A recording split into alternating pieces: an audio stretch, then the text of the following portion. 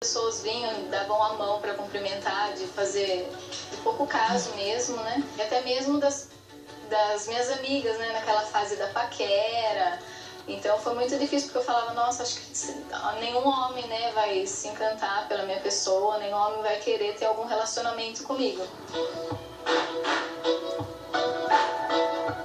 A pessoa que já nasce com essa deficiência física, ela já constrói a sua imagem corporal integrando a deficiência física. Mas à medida que ela se socializa, que existe o processo de socialização, ela vai percebendo que existem as diferenças. Apesar das enormes dificuldades, Carol nunca escolheu ficar trancada dentro de casa, lamentando a sua condição. Eu sempre gostei muito de esporte, sempre pratiquei muito a atividade física desde de criança. Foi na academia de ginástica que Carol conheceu o amor de sua vida. Ele era da mesma turminha de amigos e eu comecei a enxergar o Jonas com outros olhos. Porque ele era uma pessoa da nossa turma que ele sempre queria estar comigo, do meu lado, nos churrascos que a gente fazia. Ele que queria dar carne na minha boca, dar refrigerante. Eu tinha na época acho que 15, ela tinha 14 anos. E essa amizade, ela começou a entender de outra forma e acabou dando certo. Na realidade, depois de um bom tempo que a gente estava junto, eu já comecei a pensar em casar. Eu falava que não queria casar, queria só juntar. E foi mais ou menos isso da enrolação. Acho que, na realidade, a demora mesmo foi financeiramente, né? E nós estamos juntos há 14 anos, em novembro de 2013 nós nos casamos. A gente se dá super bem, ele me compreende. Ele é uma pessoa até meio que me puxa bastante, de vez em quando eu dou uma de moleza e ele fala, não, você vai fazer porque você consegue.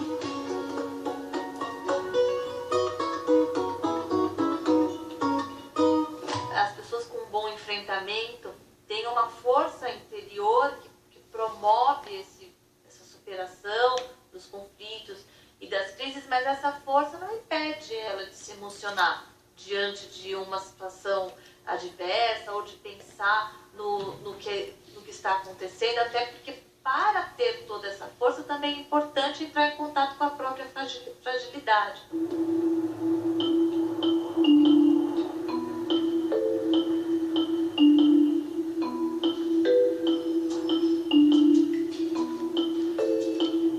Depois de 23 anos você continua vindo aqui, né? Pois é. Que bom te ver. Você tá bem? Tudo bem, e você? Tudo bem? Tudo. A senhora tá bem?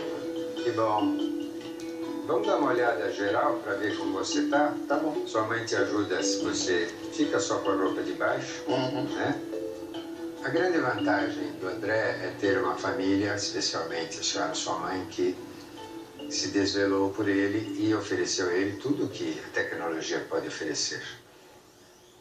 Hoje, como você já tem 23 anos, seria interessante você saber exatamente o que aconteceu com você, né? Sim, com certeza. E como está hoje, né? A gente olhando para você, a gente vê que os seus braços não foram desenvolvidos. Fica de costas um pouquinho. A gente observa que você, por ter essa perna direita mais curta, você desnivelou a bacia e por isso desenvolveu uma escoliose. Sim. Ela era de tão grau avançado que aos 7 anos de idade teve que se fazer a cirurgia de artrodese, né? Senão estaria muito pior.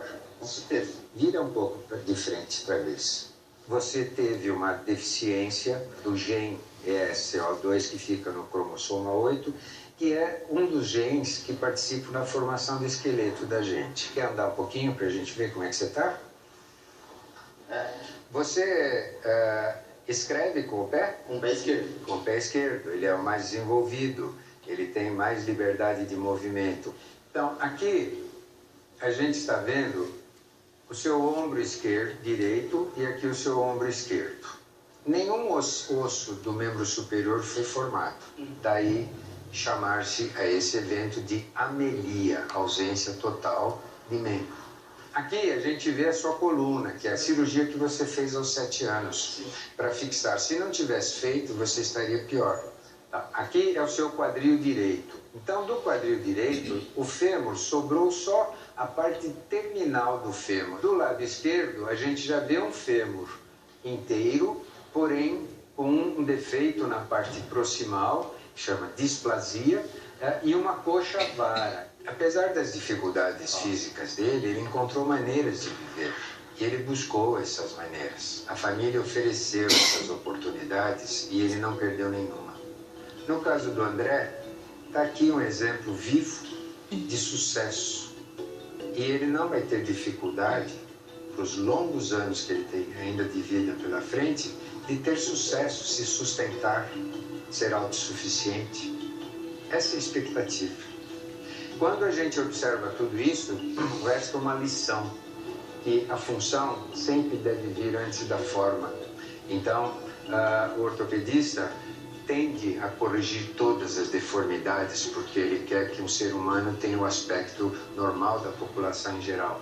Mas num caso como o do André, por livre opção dele, ele bloqueou o uso de prótese, o uso de outros artefatos, e com isso ele ganhou, porque ele poderia ficar em pé arrumadinho, equilibrado, bem postado, mas ele não usaria sequer os dedos do pé, porque uma prótese nesse lado direito iria impedir. Então foi a melhor escolha que ele fez. E a gente, como tudo na vida, não para de aprender.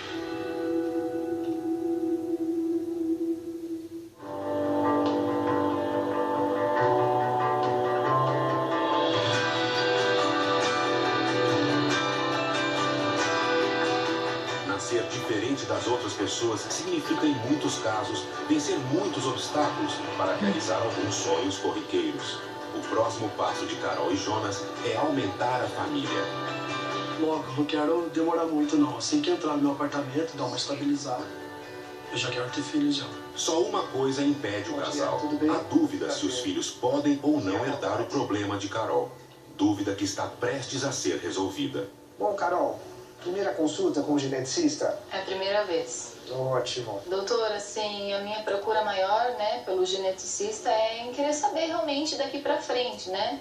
A minha vida com o Jonas, a gente quer ter filhos e a gente gostaria de saber, né, se há probabilidade de nascer com algum problema, né? Ou talvez também a gente descobrir, que a gente nunca descobriu também, né, de onde veio a minha deficiência, mas saber realmente daqui pra frente como que vai ser. Vamos fazer essa avaliação em relação ao risco para os bebês, né? Muito bem, então, vocês são os pais? Sim. Ótimo. Então, eu preciso saber, no primeiro momento, um pouco da história da Carol. Como que foi essa gestação? Se a senhora fez o pré-natal na época direitinho? E complicações que aconteceram. Certo. Engravidei da Carol, né? Fiz o pré-natal normal, né? E... assim, uma coisa que eu sempre coquei contar pro senhor é a capora que eu tive quando a Carol estava 2 meses mais ou menos na gravidez. Bem no começo, né, dona Bem Dina? no comecinho, essa capora correu. A senhora fez tratamento na época? O médico me recomendou bastante repouso, eu sempre evitei tomar remédio na gravidez, né? Ele receitou alguma coisa assim no sentido de um antibiótico, alguma coisa, por conta de ser uma infecção, né?